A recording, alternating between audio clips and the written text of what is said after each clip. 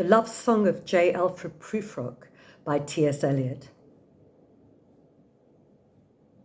Let us go then, you and I, when the evening is spread out against the sky like a patient etherized upon a table.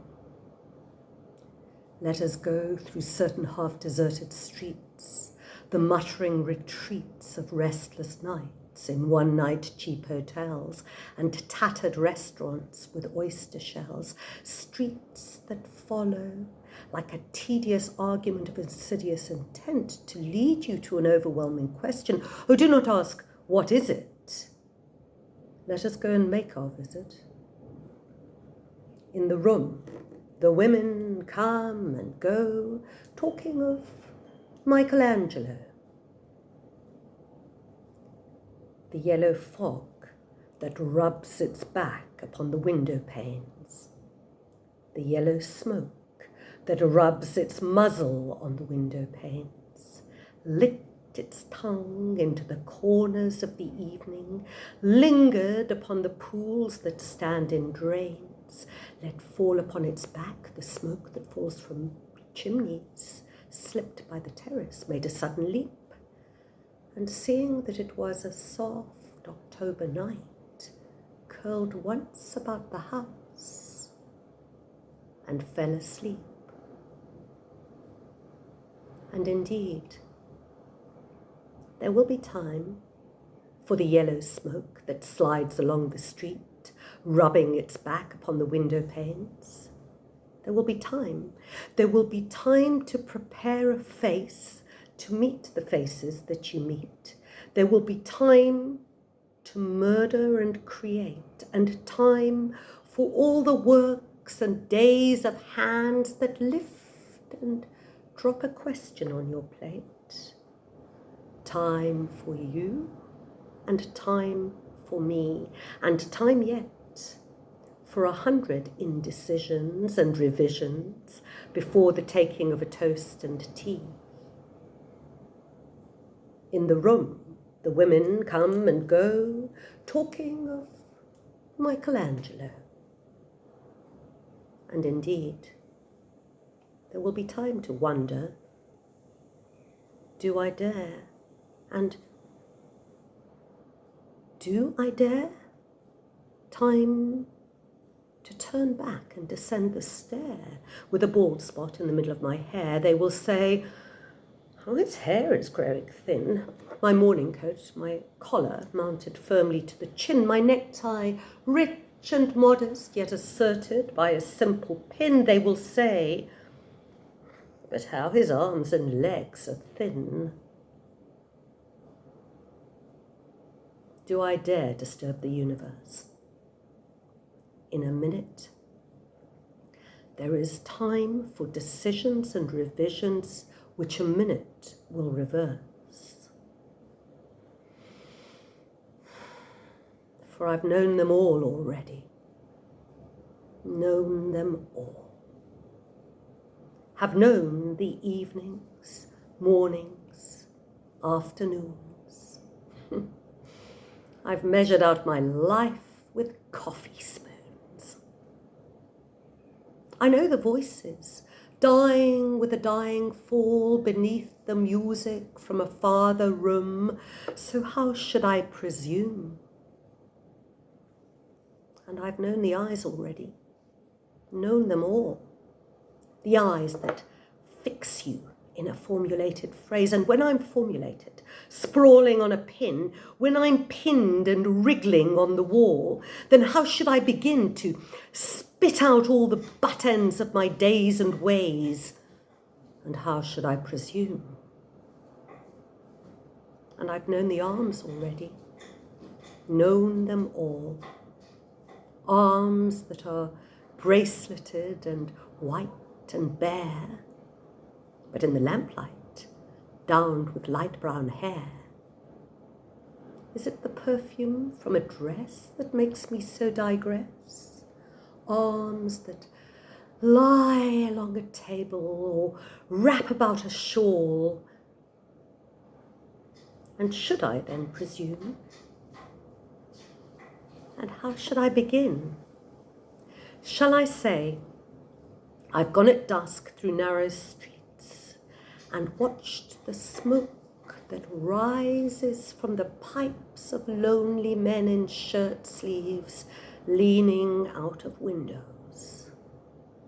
I should have been a pair of ragged claws scuttling across the floors of silent seas.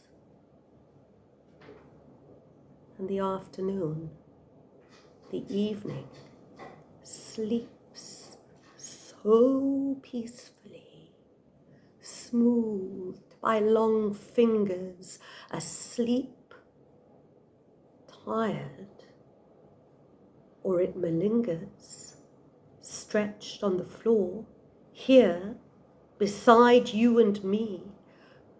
Should I, after tea and cakes and ices, have had the strength to force the moment to its crisis? Though I've wept and fasted, wept and prayed, though I've seen my head grown slightly bald, brought in upon a platter, I am no prophet, and here is no great matter. I've seen the moment of my greatness flicker. I have seen the eternal footman hold my coat and snicker. And in short, I was afraid. And would it have been worth it after all? After the cups, the marmalade, the tea, among the porcelain, among some talk of you and me, would it have been worthwhile to have bitten off the matter with a smile, to have squeezed the universe into a ball, to roll it towards some overwhelming question, to say, I am Lazarus, come from the dead, come back to tell you all, I shall tell you all? If one, settling a pillow by her head, should say, that's not it at all. That is not what I'd meant at all. And would it have been worth it after all? Would it have been worthwhile after the sunsets and the dooryards and the sprinkled streets, among the novels, after the novels, after the teacups, after the skirts that trail along the floor, and this and so much more? It's impossible to say just what I mean, but as if a magic lantern threw the nerves in patterns on a screen, would it have been worthwhile if one, settling a pillow or throwing off a shawl and turning towards the window, should say, that's not it at all. That's not what I meant at all. No, I am not Prince Hamlet, nor was meant to be. I'm an attendant lord, one that will do to swell a progress, start a scene or two, advise the prince, no doubt an easy tool, deferential, glad to be of use, politic, cautious and meticulous, full of high sentence, but a bit obtuse, at times indeed, almost ridiculous, almost at times the fool.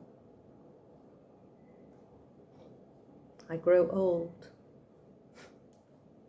I grow old. I shall wear the bottoms of my trousers rolled. Shall I part my hair behind? Do I dare eat a peach? I shall wear white flannel trousers and walk upon the beach. I've heard the mermaids singing, each to each.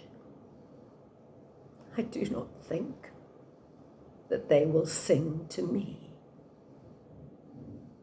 I've seen them, riding seaward on the waves, combing the white hair of the waves blown back when the wind blows the water white and black.